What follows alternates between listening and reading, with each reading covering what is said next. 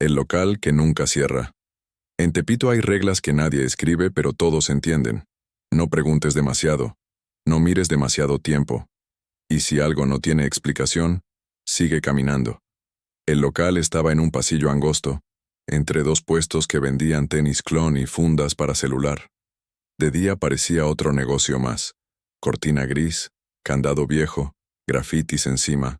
Nadie le prestaba atención, pero por la noche era distinto. Luis trabajaba descargando cajas en el mercado. Llegaba antes de que saliera el sol, y se iba cuando ya casi todos estaban cerrando. Conocía cada rincón del barrio, cada cara repetida, cada foco que parpadeaba. Fue él quien notó algo raro primero. Una noche, mientras se iba, vio luz filtrándose por debajo de la cortina gris. Se detuvo. Era extraño porque ese local llevaba meses cerrado. Nunca vio a nadie entrar o salir. Nunca vio mercancía. Nunca escuchó que lo abrieran. Pero esa noche había luz. Pensó que quizá lo habían rentado. Siguió caminando. Al día siguiente preguntó, ¿ya abrieron ese local? Le dijo a don Chema, el de los relojes. El viejo frunció el ceño. ¿Cuál local? ¿El de la cortina gris? ¿El del pasillo de atrás? Don Chema lo miró raro. Ahí no hay nada, chamaco. Luis insistió. Lo llevó hasta el pasillo. La cortina estaba cerrada. Candado puesto. Oxidado. ¿Ves?, dijo el viejo. Luis sintió una punzada incómoda en el estómago. Esa noche decidió comprobarlo. Esperó a que el mercado se vaciara. Los ruidos fueron apagándose poco a poco.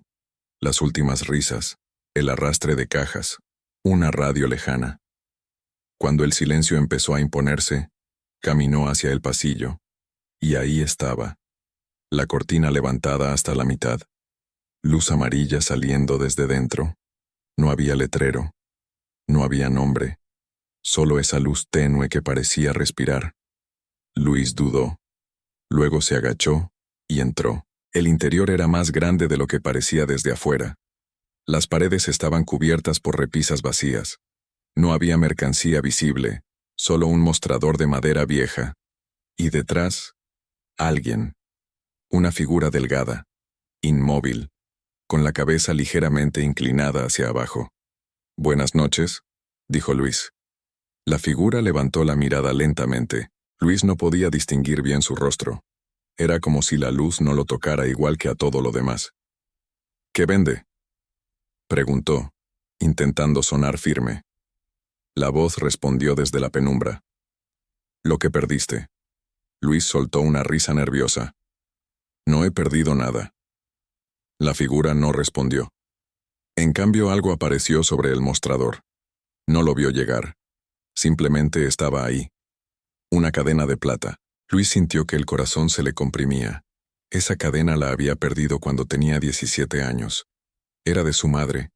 La buscó durante semanas. Nunca la encontró. «¿Cómo?», susurró. «Lo que perdiste», repitió la voz. Luis extendió la mano con cautela y tocó la cadena. Estaba fría. Demasiado fría. «¿Cuánto cuesta?». La figura se inclinó apenas hacia adelante. «Depende de cuánto estés dispuesto a dejar». Luis tragó saliva. Sacó dinero. Lo puso sobre el mostrador. La figura no lo tomó. «Eso no», dijo. El aire se volvió pesado. «¿Entonces qué?». Hubo un silencio largo. Después, la voz habló más bajo. «Un recuerdo». Luis sintió un mareo leve, como si algo le presionara la frente desde dentro. De pronto una imagen en su mente comenzó a desvanecerse. La cara de su madre riendo en una cocina pequeña, moviendo una olla, llamándolo por su nombre. Intentó aferrarse a ella. «No», susurró, pero la imagen se deshizo, como humo. El dolor fue instantáneo, no físico, más profundo. Cuando volvió a enfocarse, la cadena estaba en su mano, y la figura ya no estaba detrás del mostrador. El local estaba vacío. Luis salió tambaleándose. Al día siguiente, despertó con una sensación extraña. Sabía que algo faltaba. Sabía que algo importante había desaparecido de su memoria. Miró la cadena sobre la mesa.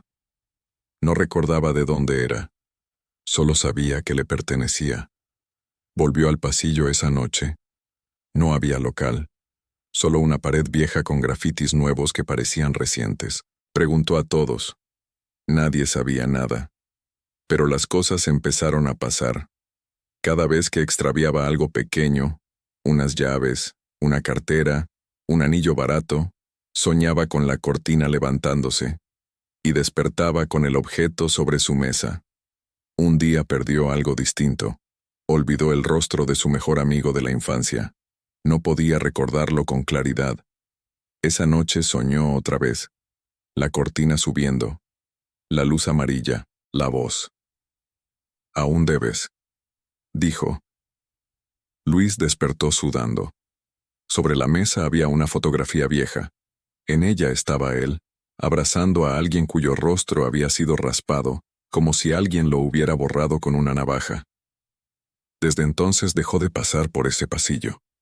Pero cada vez que siente que algo importante se le escapa de la memoria, escucha un leve sonido metálico detrás de él, como una cortina subiendo lentamente, y ya no está seguro de cuántas cosas ha comprado, ni de cuánto ha pagado realmente. En Tepito el ruido nunca se detiene. Música a todo volumen. Voces gritando precios. Motocicletas acelerando sin silenciador. Radios viejas con estática mezclándose con reggaetón. El sonido es parte del lugar. Es constante. Es normal. Por eso, cuando desaparece, se siente como algo antinatural. Marco llevaba 3 años trabajando como repartidor. Conocía cada ruta, cada atajo, cada calle donde convenía acelerar y cada esquina donde era mejor no mirar demasiado. Había un trayecto que evitaba siempre que podía. Un callejón estrecho que conectaba 2 avenidas importantes. En teoría, era el camino más rápido. En la práctica, algo ahí no estaba bien. La primera vez que lo notó fue un martes cualquiera. Entró al callejón con la moto encendida. Venía escuchando música en su audífono derecho. Todo normal. Pero apenas cruzó la mitad del pasillo angosto, el sonido se cortó. No bajó el volumen. No se pausó la canción. Simplemente dejó de escucharse. Al mismo tiempo, el motor comenzó a sonar más bajo, hasta apagarse. Marco frunció el ceño. Miró alrededor. Nada. Silencio absoluto. No silencio de madrugada. No silencio de calle vacía. Silencio total. Como si alguien hubiera apagado el mundo. Se quitó el audífono. Ni un perro ladrando. Ni un vendedor gritando. Ni el eco lejano de la ciudad. Nada. Un silencio tan profundo que empezó a oír su propia sangre bombeando en los oídos. Intentó encender la moto. No respondió. Miró al final del callejón. La salida estaba ahí, a unos 15 metros. Sintió algo extraño, pero lo ignoró. Empujó la moto hasta salir. Apenas cruzó la esquina. El sonido regresó de golpe. Un claxon casi lo hace brincar. Una señora gritaba ofertas. La música volvió al audífono como si nunca se hubiera detenido. La moto encendió a la primera. Marco se quedó inmóvil unos segundos, intentando convencerse de que había sido coincidencia, pero no lo fue. La segunda vez ocurrió una semana después. Esta vez entró más despacio. El ruido del mercado se fue apagando gradualmente, como si alguien bajara un control invisible. Y justo en el centro del callejón, otra vez, silencio. Pero esta vez notó algo más. Su sombra no estaba. Miró al suelo. Había luz. Un foco viejo colgaba encima, pero no había sombra bajo sus pies. Sintió un escalofrío recorrerle la espalda. Levantó la vista. Y la vio. Su sombra estaba proyectada en la pared izquierda, separada de él. No imitaba su postura. Estaba de pie, ligeramente inclinada, como observándolo. Marco retrocedió instintivamente. La sombra no. La sombra avanzó, deslizándose por la pared, hacia el fondo del callejón. El corazón comenzó a golpearle fuerte. Intentó gritar, pero no salió sonido. No porque no tuviera voz, sino porque el silencio se lo tragaba todo. Dio un paso hacia atrás. La sombra se detuvo, Inclinó la cabeza, como invitándolo. Marco sintió un impulso irracional, como si algo lo empujara a seguirla. Un susurro que no era sonido, pero estaba ahí.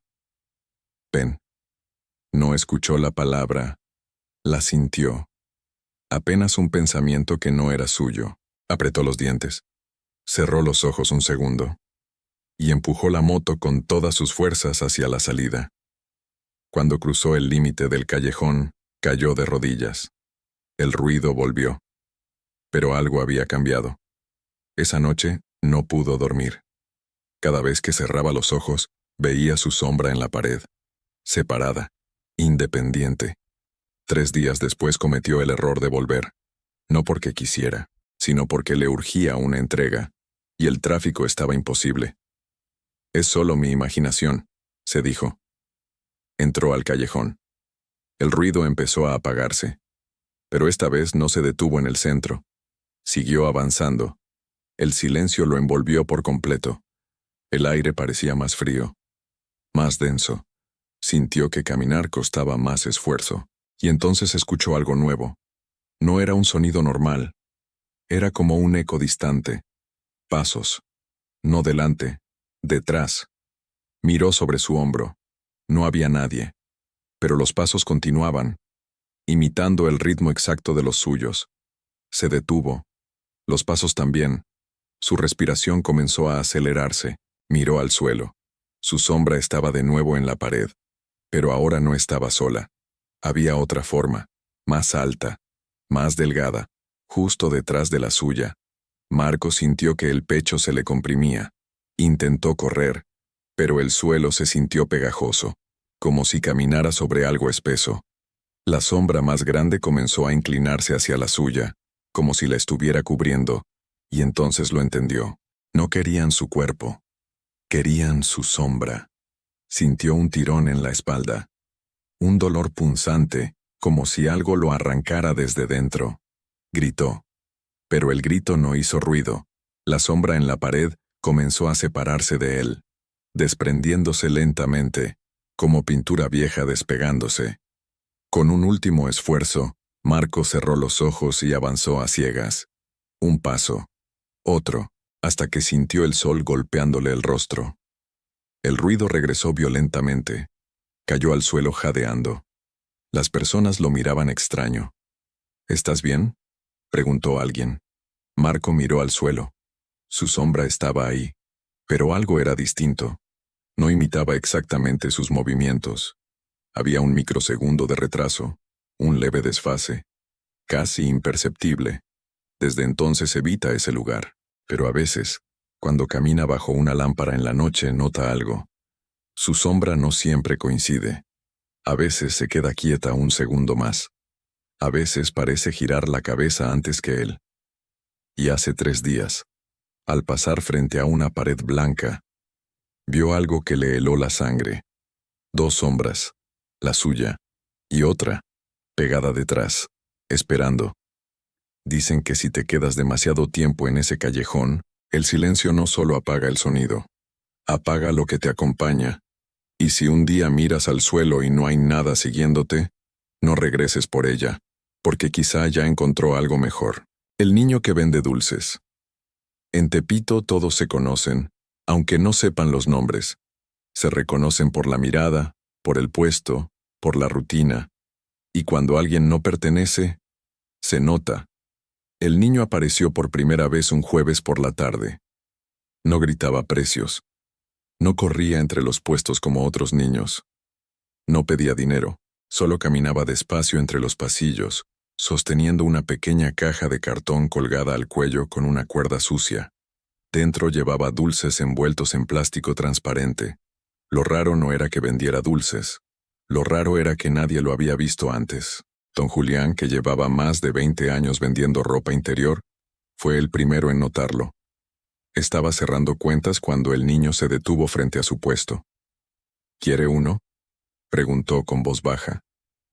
No sonaba triste. No sonaba alegre. Sonaba plana.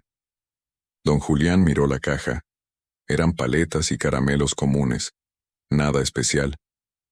¿Y tu mamá?, Preguntó sin pensar. El niño levantó la mirada lentamente. Tenía los ojos muy oscuros. No brillaban con la luz del atardecer. Está cerca, respondió. Don Julián sintió un leve escalofrío, pero lo ignoró. Sacó una moneda y tomó una paleta. El niño no sonrió. No agradeció. Solo se quedó mirándolo unos segundos más de lo normal. Después se fue. Esa noche, al llegar a su casa, don Julián dejó la paleta sobre la mesa de la cocina. No tenía mucha hambre. A la mañana siguiente el dulce no estaba. Pensó que su esposa lo había tirado. Pero cuando le preguntó, ella negó haberlo visto.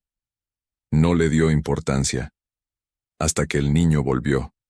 Siempre aparecía cuando el mercado comenzaba a vaciarse. Siempre solo. Nunca se le veía correr ni jugar. Solo caminar entre los puestos, ofreciendo dulces con esa voz neutra que no parecía infantil. Algunos le compraban por lástima, otros lo ignoraban. Pero todos coincidían en algo después. El sabor. Los dulces sabían raro, no podrido, no vencido, algo distinto, como si tuvieran un leve gusto a humo, como ceniza. Una semana después, don Julián decidió observarlo con más atención. Cuando el niño terminó de recorrer el pasillo, no salió hacia la avenida como los demás, giró hacia una calle lateral, más oscura. Don Julián dejó el puesto encargado y lo siguió a distancia. El niño caminaba despacio, sin voltear, como si supiera que lo seguían. La calle conducía hacia un edificio abandonado, viejo, quemado por dentro, las ventanas negras, sin vidrio. Don Julián se detuvo al reconocerlo. Años atrás ese lugar había sido una vecindad. Un incendio la consumió en la madrugada. Murieron varias personas, entre ellas, un niño. El niño de los dulces entró al edificio sin dudar. Don Julián sintió el impulso de llamarlo, pero algo lo detuvo. El aire alrededor del edificio se sentía más frío, más pesado. Se acercó unos pasos. La puerta estaba abierta. Dentro no había luz. «Oye», dijo en voz baja. Nadie respondió. Dio un paso más. El suelo crujió bajo su peso. Entonces lo vio. Al fondo del pasillo oscuro el niño estaba de pie, pero no estaba solo. Había sombras alrededor. No personas claras, no figuras definidas, solo formas más oscuras que la oscuridad.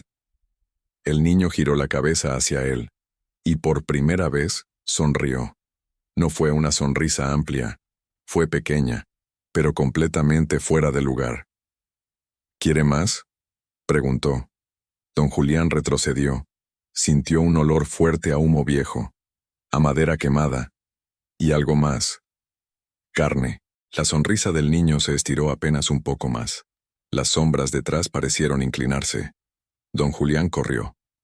No recordó cómo llegó a la calle principal. Solo supo que cuando volvió la vista atrás, el edificio estaba en silencio absoluto. A la mañana siguiente el mercado estaba agitado. Una mujer lloraba frente al puesto de verduras. Su hijo no había regresado a casa. Tenía 8 años. Vendía dulces en la zona. Don Julián sintió que la sangre se le helaba. Describieron al niño. No era el mismo. Pero algo no encajaba, porque el niño que él había visto no parecía de carne y hueso. Esa tarde el niño volvió, como si nada hubiera pasado. Se acercó al puesto de don Julián. «¿Quiere uno?», preguntó. Don Julián lo miró fijamente. «¿Cómo te llamas?». El niño ladeó la cabeza. Parecía pensar la respuesta. «No me acuerdo».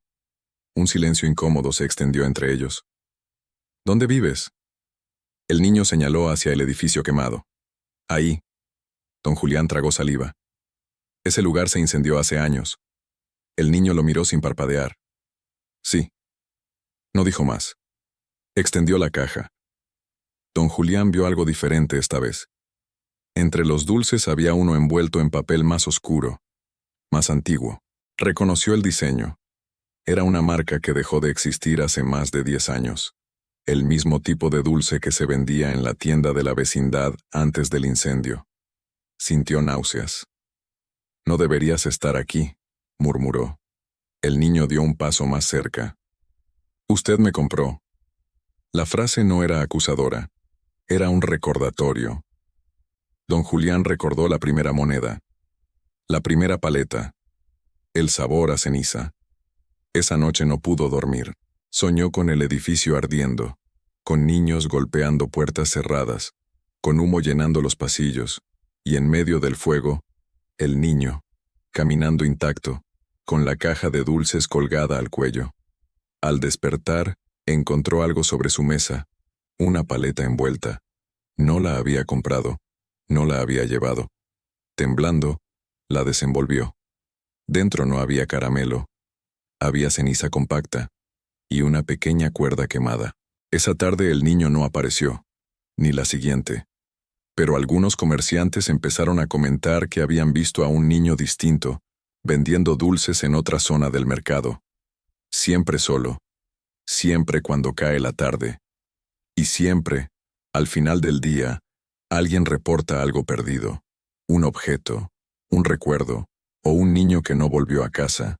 Dicen que si aceptas un dulce después del anochecer, el niño regresará, no para venderte otro, sino para llevarte con él, al lugar donde el humo nunca se fue, y donde las sombras siguen esperando compradores nuevos. La casa que no tiene número. En una de las calles más antiguas de Tepito, hay algo que la mayoría de la gente no nota hasta que alguien se lo señala. Entre dos casas perfectamente numeradas, existe un espacio que no debería estar ahí. No tiene placa, no tiene timbre, no tiene número pintado en la pared, solo una fachada vieja, de color gris opaco con una puerta de madera que parece más antigua que todo lo que la rodea. Muchos caminan frente a ella sin verla realmente. Otros juran que a veces simplemente no está. Daniel fue quien decidió comprobar si las historias eran exageración o algo más. Él y 3 amigos grababan contenido explorando lugares abandonados. Ya habían entrado a fábricas viejas, bodegas clausuradas y edificios grafiteados. Pero esa casa tenía algo distinto. Nadie podía dar una dirección exacta para encontrarla. Está entre la 23 y la 25, les decían. Pero en la 23 seguía la 25 sin interrupciones. La casa solo aparecía, según los rumores, cuando alguien realmente quería verla. La encontraron un martes por la tarde. No la buscaron demasiado, simplemente caminaron por la calle correcta y allí estaba, encajada entre 2 fachadas modernas, desentonando como una fotografía antigua pegada en una pared nueva. La puerta estaba ligeramente entreabierta, como si alguien hubiera salido con prisa y olvidado cerrarla. Daniel comenzó a grabar desde antes de cruzar el umbral. La cámara captó el interior oscuro y una capa gruesa de polvo cubriendo el piso. No había muebles visibles en la entrada, solo un pasillo estrecho que conducía hacia una sala amplia. El aire olía a encierro, pero también a algo más difícil de describir, como humedad mezclada con madera vieja y un leve rastro metálico. Al entrar, notaron algo que rompía la lógica del abandono. Un reloj colgado en la pared marcaba las 2:17, y el segundero se movía con normalidad. Era imposible que funcionara. No había electricidad visible, no había cables conectados, pero el tic-tac llenaba el silencio de la casa con una regularidad inquietante. Uno de los amigos intentó bromear diciendo que al menos alguien pagaba la pila. Nadie rió. Subieron las escaleras lentamente. Cada escalón crujía bajo su peso. En el segundo piso las paredes tenían marcas largas y verticales, como si alguien hubiera intentado rasparlas desde dentro. No eran grafitis ni dibujos. Eran arañazos profundos en el yeso endurecido. Daniel acercó la cámara y el enfoque captó pequeñas líneas superpuestas, decenas de ellas, formando patrones irregulares que parecían hechos con desesperación. El reloj sonó de pronto, un campanazo seco que retumbó en toda la casa. Miraron sus teléfonos al mismo tiempo. 2:17. El reloj seguía marcando 2:17. El segundero se movía, pero los minutos no cambiaban. Uno de ellos dijo que quizá era un fallo del mecanismo. Otro sugirió que se estaban sugestionando. Daniel siguió grabando, intentando mantener la calma, pero había algo que ya no encajaba. El sonido exterior había desaparecido. No se escuchaban autos, ni voces, ni el eco lejano del mercado. Era un silencio similar al de un cuarto cerrado, pero más profundo, como si la casa estuviera aislada del resto del mundo. Intentaron bajar. La escalera parecía más larga que antes. Cuando llegaron al primer piso, la puerta principal ya no estaba exactamente donde la habían visto. No se había movido del lugar, pero la perspectiva parecía distinta, como si el espacio interno no correspondiera al tamaño externo del inmueble. Daniel revisó el celular. La grabación seguía activa. El contador marcaba 47 minutos. Se miraron entre ellos. Apenas habían pasado como mucho 10. El reloj volvió a sonar. 2:17. El aire comenzó a sentirse más denso. Uno de los amigos aseguró haber escuchado una respiración detrás de ellos. No era fuerte ni agitada. Era lenta, constante, casi paciente. Daniel giró con la cámara en alto. No había nadie visible, pero el micrófono captó algo que no percibieron en el momento. Un leve murmullo, una frase repetida tan bajo que solo sería clara después. Intentaron abrir la puerta principal. Esta vez no estaba entreabierta. Estaba cerrada, sin manija visible desde dentro. El silencio empezó a presionarles el pecho. Daniel intentó mantener la voz firme para la grabación, describiendo lo que ocurría, pero al hablar notó algo extraño. Su eco no regresaba. Su voz parecía absorbida por las paredes. El reloj volvió a sonar. 2:17. Uno de ellos golpeó la puerta. El sonido no resonó como debería. Fue opaco, como si golpeara algo blando del otro lado. La respiración se escuchó otra vez, más cerca.